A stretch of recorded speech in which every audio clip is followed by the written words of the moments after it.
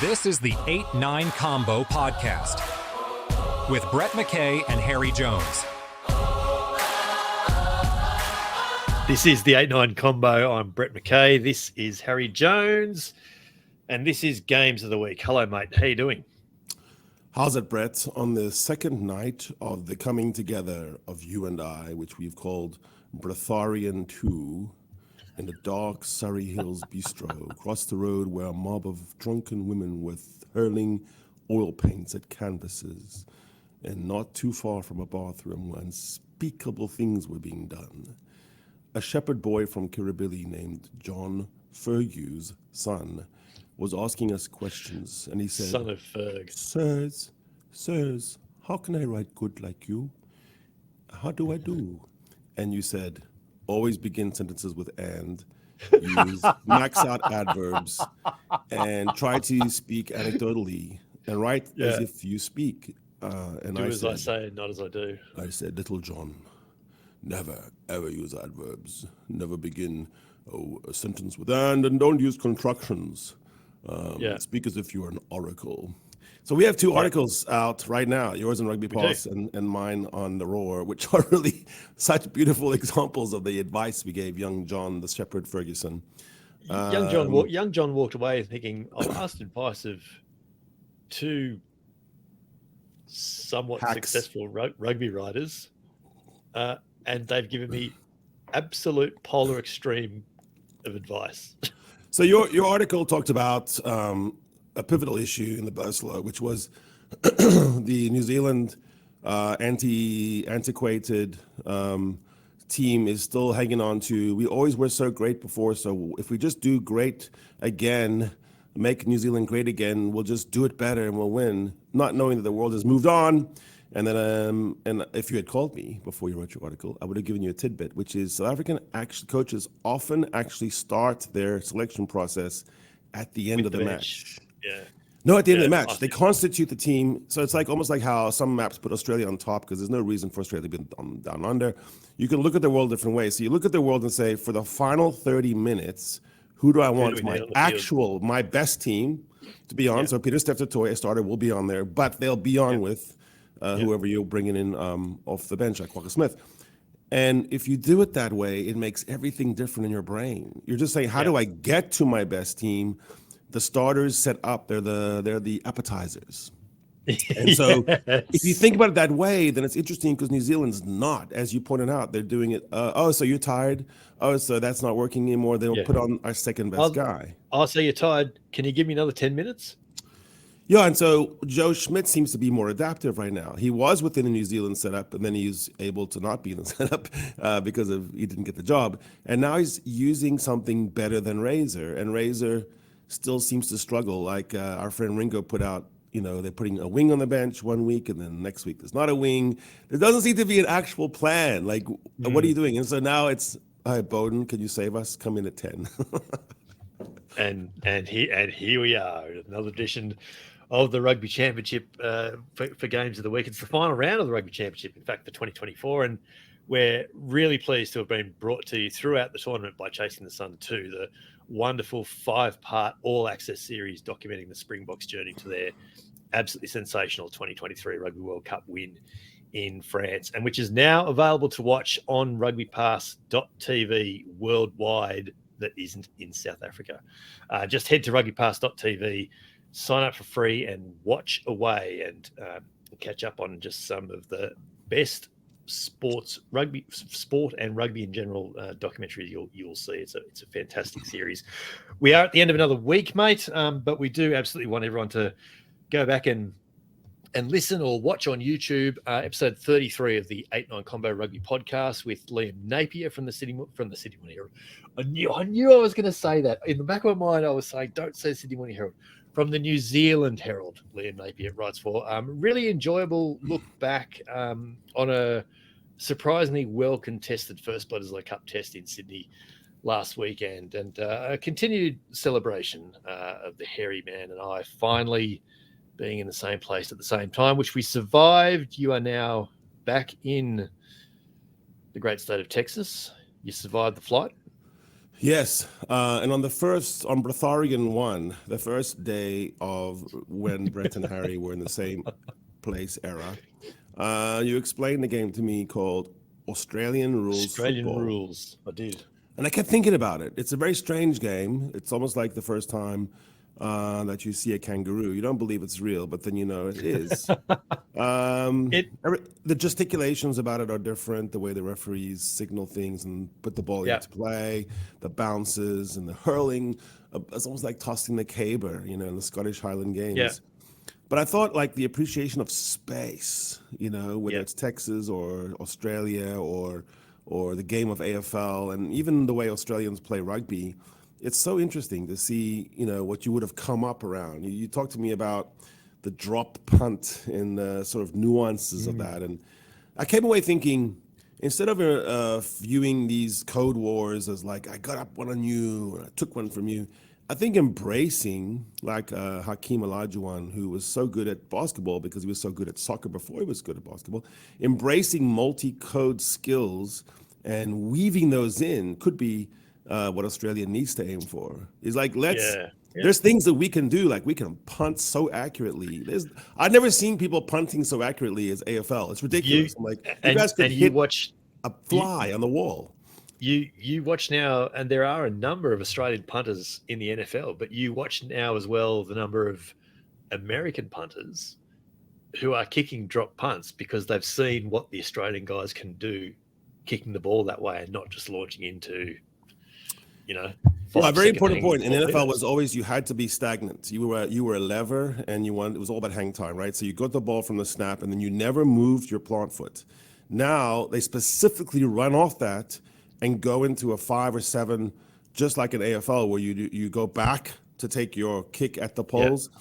And for some reason, that actually gives you a better flow. It's very interesting, like for something to be done 80 years one way and then go, there's a better way. What about if we do it another way? Yeah. So I think Australia needs to not to worry so much about, you took this player and I got this player back. It's more about, can you weave all that IP together? It's interesting, actually. And then I blew your little mind when I talked about boundary throw-ins and their similarities to a rugby line-out. And there's probably origin stories there. So that was near the end of Breatharian 1 when I was fading, and I was like, okay, I have enough of that AFL. I'm going to bed. Yeah. And look, this is clearly another chat for another day. We could get off into a whole tangent about what Harry saw in AFL. But it was good. It was a good weekend last. I'm glad we survived. I'm glad that we are back bringing podcasts because that was in danger before we met. Yeah, we don't hate each other. It could have really blown up. But let's get into it, mate. Games of the week. The Rugby Championship round 6 sees New Zealand hosting Australia in Wellington on Saturday, 7:05 p.m. local time. That's 5:05 in Australia, 8:05 a.m. GMT, 9:05 in South Africa. And then later that day, South Africa hosting Argentina in Nelspruit. That's a 5 p.m. local time kickoff. That's midday in Argentina, 4 p.m. Greenwich Mean Time. It's 1 a.m. in Australia, 3 a.m. in New Zealand. I'm giving all the time zones now. We're really going global this week. Don't forget our viewers in Iceland. Check your local guides. Check your local guides. Where do you want to start here? The second Bledisloe is going to be fascinating. We've seen some teams come out. I thought the Wallabies haven't made as many changes as I thought they might. And I don't know how many I thought they might make, but it was less than 2. It was more than 2, I should say. Yeah, it looks like Joe has some ideas now that are becoming coalesced. One is the LSL is an impact guy off the bench, which I like. I like the idea of it. He was so good. And you could argue that he's been one of the best players for the Wallabies this year, and so why shouldn't he start? But this goes into your Rugby Pass article about in today's world, you don't always reflexively say best starts, second best ends. It's the constitution and composition and the way the game changes. And it's not the same old obsolete talk about it. It'll be open up. It doesn't open up necessarily. There's less scoring often in the final quarter. It's how do you handle the breakdown? There's no scoring from New Zealand. Yeah.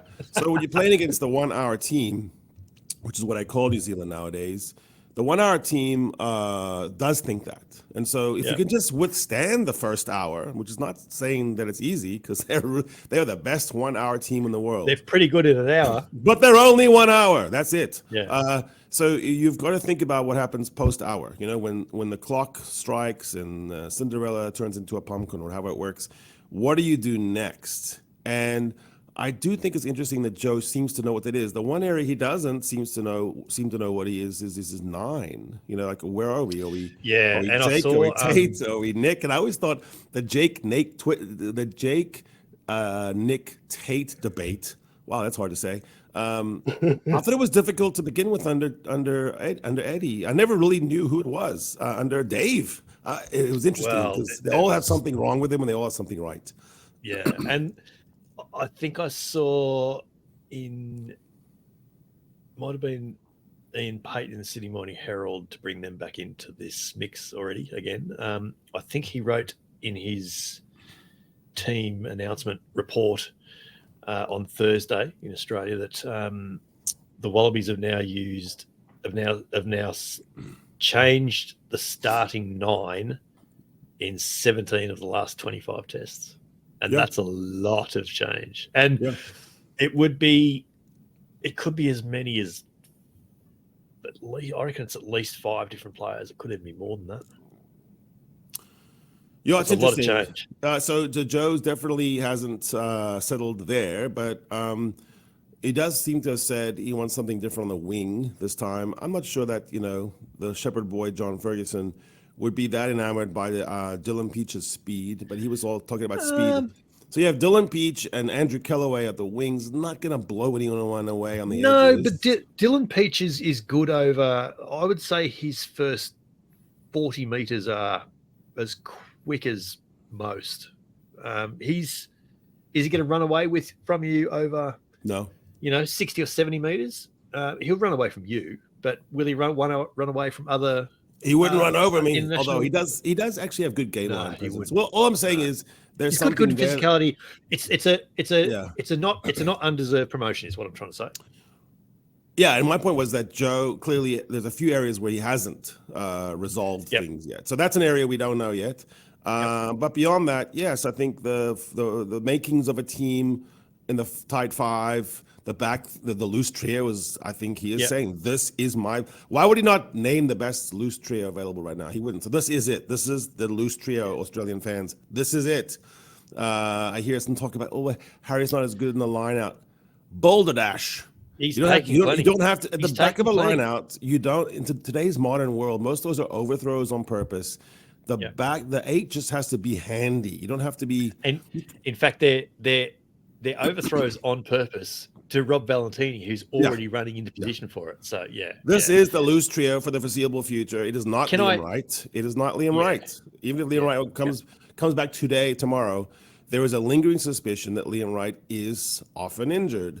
And also, when he is injured, he takes longer to come back than Harry Wilson. Harry Wilson, broken arm, and he was back as soon as medically possible. 8 weeks later? Yeah, he's a tough boy, man. He's quick. He's quick. Let me throw up two. I'm going to throw up 2 names that I reckon he's missed a trick on the bench. Langy Gleeson was good in Sydney. He was better than he was the week before. I still think you could do some damage with Carlo Tizzano coming off the bench. I think you could. Another genuine on-baller, I think, could. And I'd play him and McWright together. Yeah. I think that could be really. And the other one is Josh Fluke is a good player, but I'm not seeing a huge amount of late game impact. Corey Toole, on the other hand, holy moly, inject some speed into the game. That's potentially game changing. And Schmidt has seen the benefit of speed off the bench when he had Jorgensen early in the year. He saw that. So I don't know. I am with you. Corey Toole's been in and around, as yet unneeded. I'm with you on Toole, on speed in general. I'm not impressed by Toole's defense, but I'm impressed by speed. I'm always impressed by speed. It is indefensible at times. And I'm with the shepherd boy on this issue, which is that the Wallabies look slow. And that is Agreed. not a good way for the Wallabies to look, because I've always thought of the Wallabies as a quick team, and that much of the doctrines that underpin the unusual nature of rugby in Australia depend on athletic differences and those mismatches, the pace instead of the power. I'm not as impressed by Carlo as some people are, because I haven't seen him be an on-bowler. I've seen him be a tackler par excellence. He's a hard worker. Yeah. He knows no fear. I don't think he has the nuances required yet at this level of the game against the All Blacks, with their cleaners, who are especially brutal, just like the Irish, to do anything other than get pummeled right now. And he would take it because he's a tough boy. But I'd give him one more season with a little more tutelage about which rucks to pick to get over the ball at the test level. Like has clearly happened with Fraser McRae over time. Oh, he's so good now at knowing when to go. Yeah, Absolutely he is. Yeah. New Zealand, on the other hand, tell me you're not panicking without telling me you're not panicking. Bowden Barrett at 10. Damien McKenzie now. Oh, I know. I was going to say not even in the 23. He is. He's on the bench, isn't he?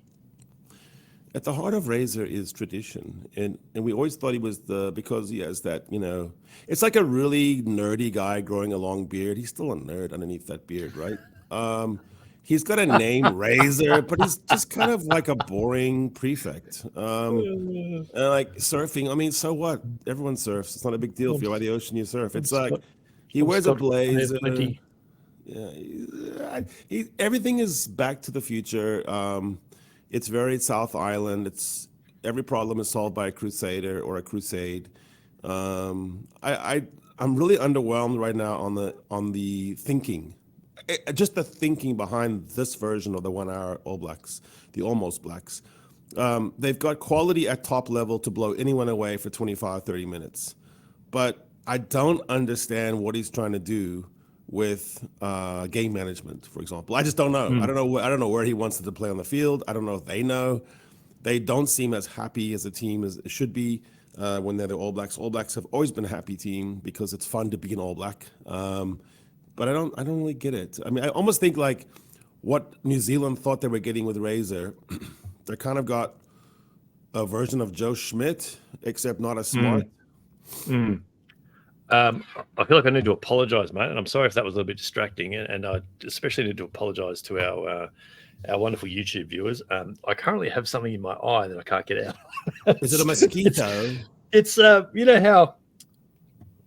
Shout out to. No, actually, I was going to get out of it. I've not had kidney stones, but I'm told that they're very uncomfortable. And right now, I've got a little grain of stone or something in my left eye, and it's very uncomfortable. So, are we doing shout outs to kidney stones? No, we're not. We're not doing a shout out to anyone.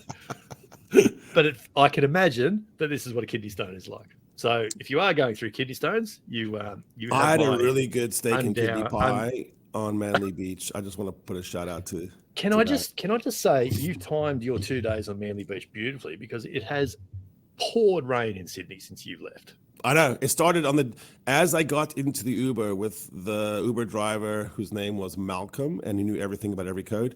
It started to rain. I think it never stopped. Hasn't stopped since you left.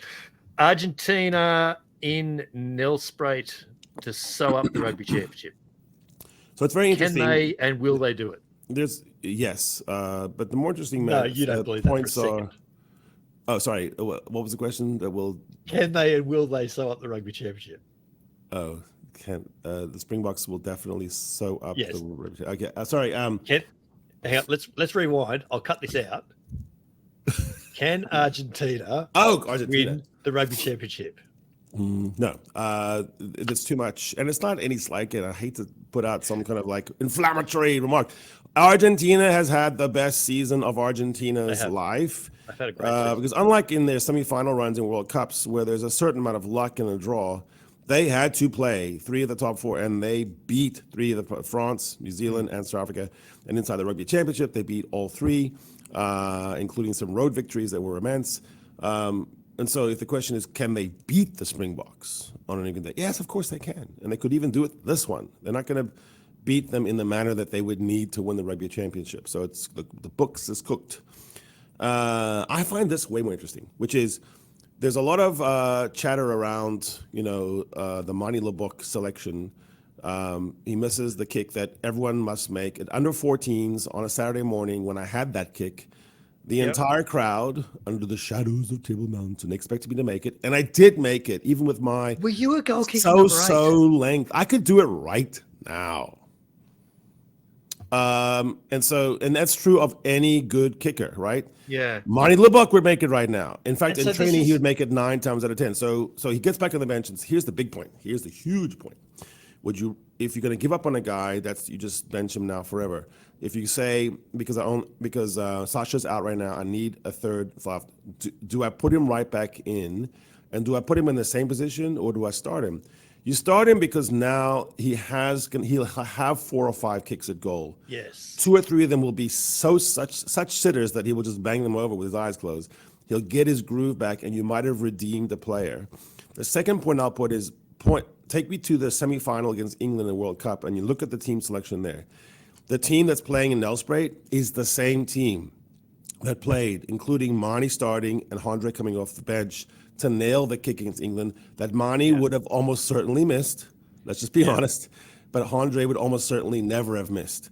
But also look at the constitution of the team. Besides a retirement forced Dwayne Vermeulen being out, Franco Moster being injured, Malcolm Marks back, and Lacanio it's the same team. I cannot find any selection deviation except for minor. Ox now as a starter, and Stephen Kitsoff is still rehabilitating. So there's a couple of changes, but it is the knockout team. So it tells you Rossi and his team believe that this is the closest you come to a knockout this year, besides maybe Durban against Ireland. Yeah. So it's not as controversial to have Mani back on there. No, I don't think it's controversial. I think it's bold. In that moment, he could have said, "Mani, you've been a good servant, but maybe this isn't for you." Instead, he's gone, "Mate, not only do I back you to play well for us, I'm going to back you to do it from the start of the game. Yeah, I'm going to back you to set the game up for us." Like, that's a huge vote of confidence for a player who would be doubting his place in this squad right now. Yeah. And the trap is set in that 7 people didn't travel. They've been training at Lowveld. Yeah. Argentina, the whole team has traveled. They've just had their Super Bowl, by winning against the Boks. And laying away to 7 well-rested, Peter Steph Toy, Frans Malherbe, Pongi Manambi, ready to go. So on the travel factor, you've basically mitigated that. 33% of your team is completely rested and acclimatized. Yeah. Look, it's gonna be an interesting game. It's gonna be Argentina, having already played 2 of the games of the season, are going to have to play the game of the season to win it. And I don't agree with Erasmus's position. Like, I would bury them. I would have taken the strongest team possible and then beat them in their backyard so that I could make fun and jump around and spray the champagne down your throat in Argentina, because that's the kind of guy I am. And also because life is weird and sometimes you mess around and get caught. So, what if 10 people had the flu the next week? I'm too nervous about, all that kind of situation. I want to be number 1 to number 1. I didn't like giving up number 1 back to Ireland. However, now that where it is now, I don't think Argentina has a shot because they're going up a mountain now. They're running up Kilimanjaro, and the Boks are already on top, having ice cream. Is there ice cream on top of Kilimanjaro? There you go. Yeah, there is actually. Is it a 5-star hotel? We need to get back to our Games of the Week format because we've given it sort of scant regard in recent weeks, but we are now at round 2 of the URC, and there are some really, really interesting games this weekend, headlined by the one that you're about to tell me I really should watch, which is what? Edinburgh versus the Bulls, the battle of the brothers. Akker van der Merwe versus Duhan van der Merwe. What DNA was happening in that family that produced at Loftus? This is Akker. Yes, what DNA produced Akker and Duhan from the same set of loins? It's an interesting but one battle. Scottish and one South African. How did that happen? How did that happen? Were they born on a border? They were born on a ship in international waters, and then they had to just and then they ran into one to a South African midwife, one to a Scottish. And Duhan swam to Scotland, and by doing that, he became taller. Yeah.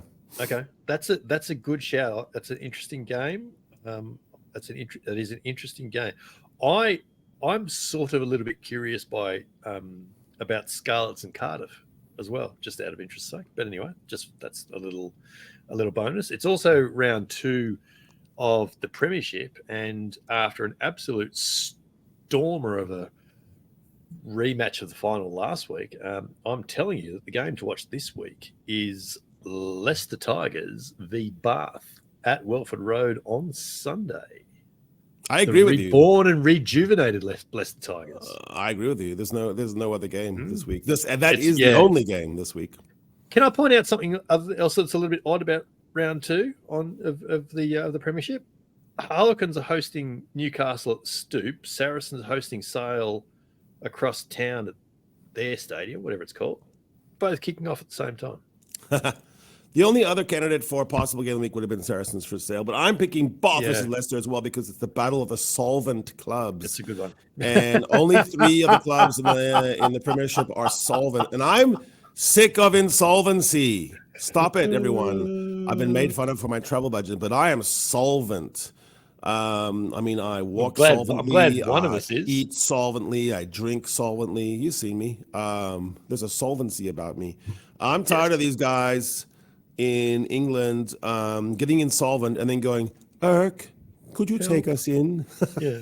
And then trying to kick everyone else out. Kick out the solvent South African clubs and bring us in. And it's ridiculous. Come and get your house in order. Before they get a vote. Round 4 in France. What's the game that we should pay mild attention to? Oh, so here's my thing about the top 40. I'm going to confess to you and the audience. Because it's so long, I think they played 87 matches in one season. Mm-hmm. I have a rule for myself that I don't really get involved until, about midway in. But if I have to pick a game, I always pick La Rochelle. Yep. Because I actually I'm interested in La Rochelle, and I don't even know why. I just feel like it's a soap opera of a team. They're in Paris playing Racing this weekend. Yeah, I'll take that game because I like to see what the Ronan O'Gara does. I like to see what Dylan Lades does. I like to see the guys, the fellas. Toulouse and Bordeaux is the other one there that looks mildly interesting. It's round 8 of the NPC in New Zealand, and I reckon the standout here for Harbour.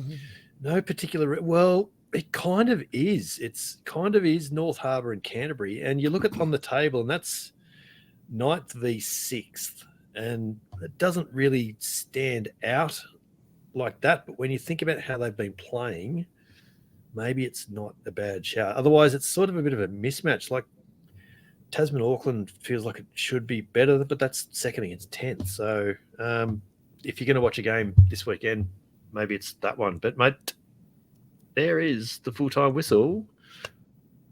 The last Rugby Championship edition of Games of the Week is behind us. God, where's the year going already? Where's the time gone? I don't know. That's a good sentence for John Ferguson to use in his next article. Where has the time gone? John, I hope you're writing all this down.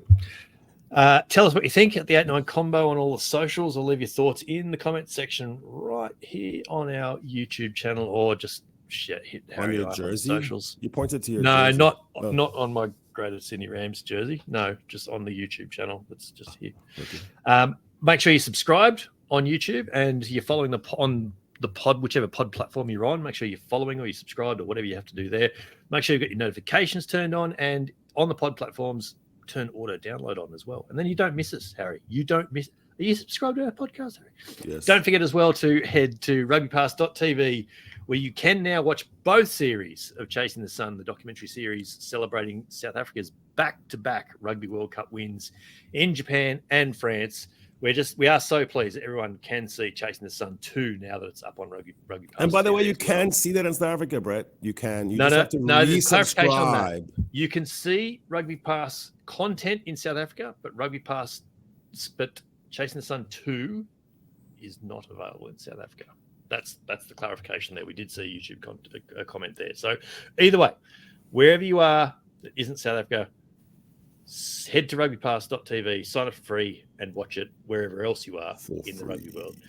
This is Games of the Week, from the 8-9 combo, the short side set piece combination you did not realise you needed, coming from the podcast double act you already had. I'm Brett McKay. He's Harry Jones. And we'll be back in your ears on Saturday night for a second Bledisloe Cup edition of the Test Match Postmortem. Come play with us.